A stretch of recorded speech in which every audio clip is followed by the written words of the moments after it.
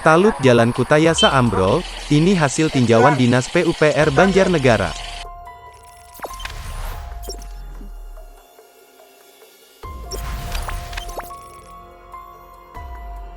Dinas Pekerjaan Umum dan Perumahan Rakyat, PUPR, Banjarnegara, Jawa Tengah, menindaklanjuti temuan talud yang ambrol ketika dipukul dengan telapak tangan.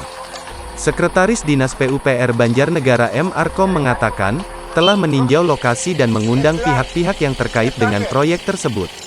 Kami sudah mengundang penyedia jasa, konsultan pengawas dan direksi yang lain untuk menindaklanjuti apa yang menjadi temuan Komisi 3, kata Arkom kepada wartawan, Rabu, tanggal 22 September tahun 2021. Arkom mengatakan, telah meminta penyedia jasa untuk segera memperbaiki talud yang ambrol di Jalan Kutayasa Larangan, Kecamatan Madukara dan lokasi lainnya. Kami sampaikan kepada penyedia jasa untuk segera memperbaiki. Bangunan yang tidak sesuai akan dibongkar, dan disesuaikan dengan spesifikasi yang ada, ujar Arkom. Berdasarkan hasil peninjauan di lapangan, kata dia, terdapat sedikitnya 4 titik talud yang harus diperbaiki.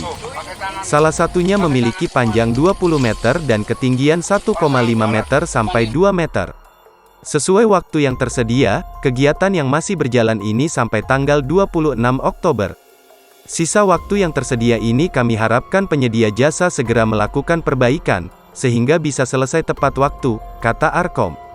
Arkom menyatakan, Dinas PUPR tidak akan menerima bangunan tersebut apabila penyedia jasa tidak memperbaiki hingga batas akhir pelaksanaan proyek.